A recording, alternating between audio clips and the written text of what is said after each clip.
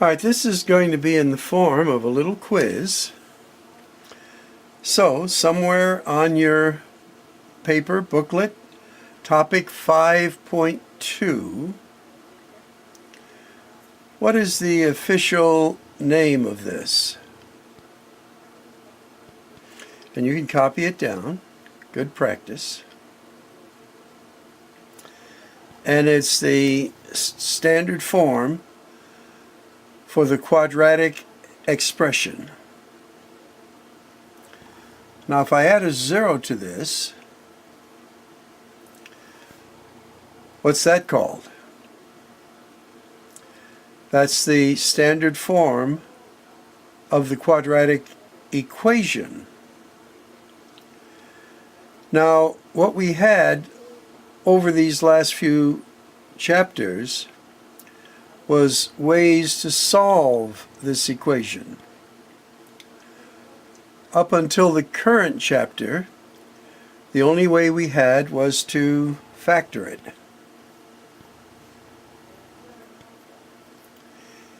Equal each factor to 0, and then solve. And since this was an equation to the second degree, we should have two answers. Unless the answers are the same, then you would only have one. Now, another method we had for solving quadratic equations was this, in which we had, let's say, x squared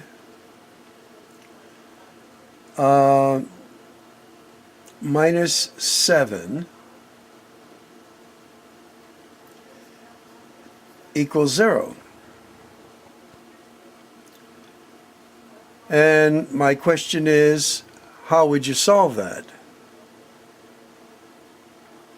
Well, you would transpose the negative 7 to the other side, where it would become a positive 7, and you now have x squared equals positive 7.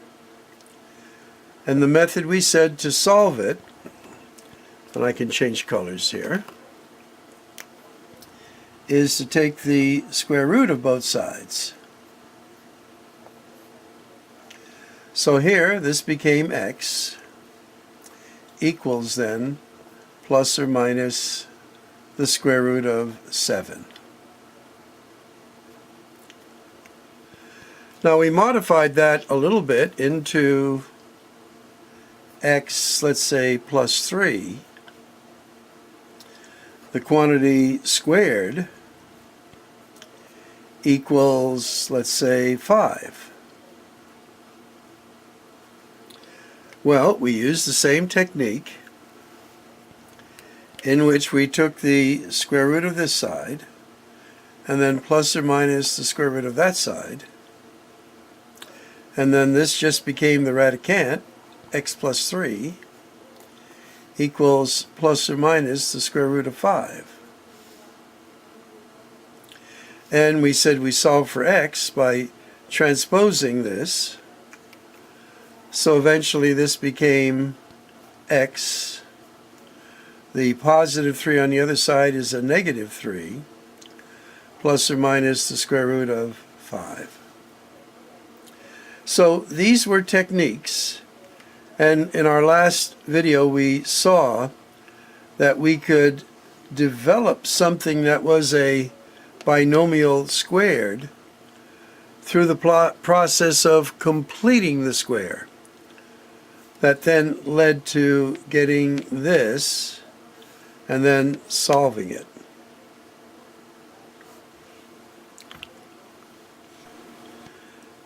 So, continuing, we said, again, this is the quadratic equation in standard form.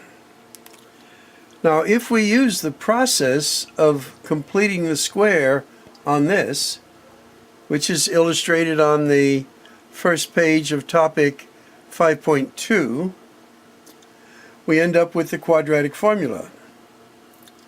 X equals negative b plus or minus the square root of b squared minus 4ac all over 2a.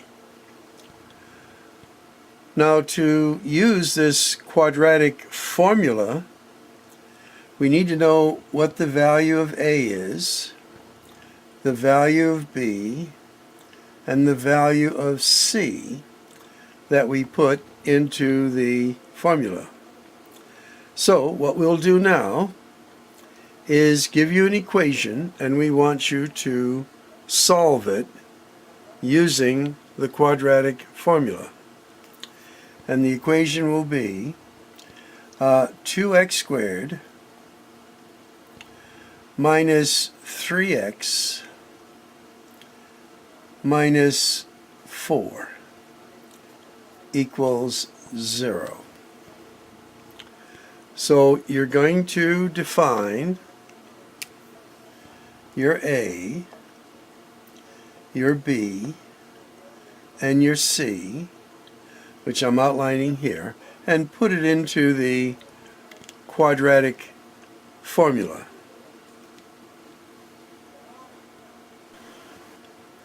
So through careful substitution,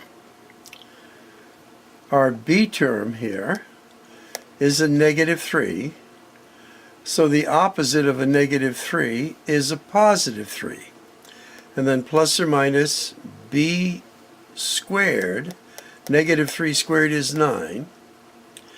Minus is in the formula 4, a is 2, c is negative 4. Negative 4 times negative 4 is positive 16 times 2 is 32 plus 9 is 41. So on our numerator we get 3 plus or minus the square root of 41. This is irrational and doesn't simplify. And then all over 4. Okay, let's take a look at something else. Now, in part 3, we took a look at this, which was the discriminant, which is what is under the radical sign in the quadratic formula. And we said this determines the kinds and the number of answers you'll get when you use the quadratic formula of a particular equation. So again, by finding a, b, and c, we had said that if you put it into this formula, and let's say if you get the square root of 4 under the radical sign, then this is going to equal 2.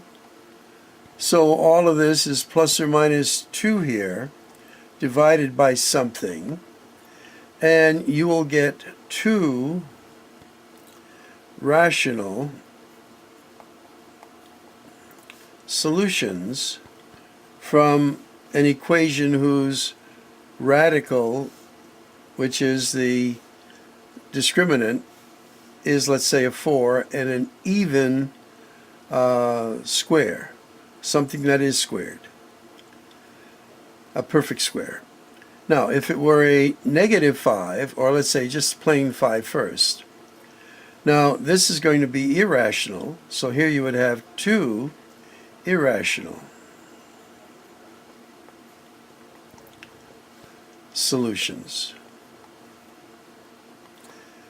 Now, if it were the square root of 0 after you applied the discriminant, it would be plus or minus 0.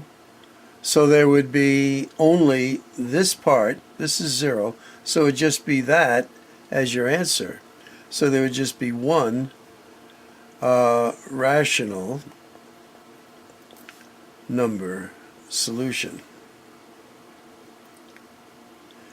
And then the last case we said, if it were the plus or minus the square root, let's say, of negative 5 now, this is going to be imaginary, and here you would have 2 imaginary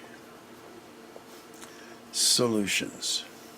All right, a little summary of what we have been doing.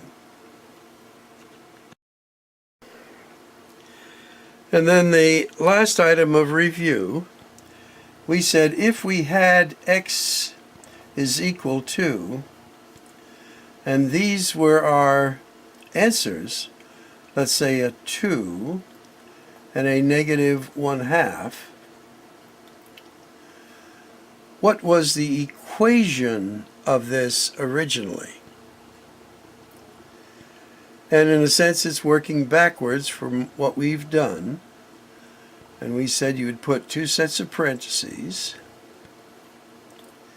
equal it to 0, finding the zeros. X will go here, X will go here. Now, if this one became a positive 2 as an answer, what would it have been as a factor? A negative 2. And if this is an answer, what would it have been as a factor? Well, it would be a positive. Our numerator is 1, and our denominator would go in front of the x here as a 2. So if we equated this, each of these to 0, which is the technique we use to find the zeros, the answer to this is x is 2. Here x is going to be, transpose that, a negative 1 over 2. There are your answers. Okay, just as a quick review, we're now going to go on to some problem solving and further use of the quadratic equation. And in some cases, all of the techniques that we've had to solve.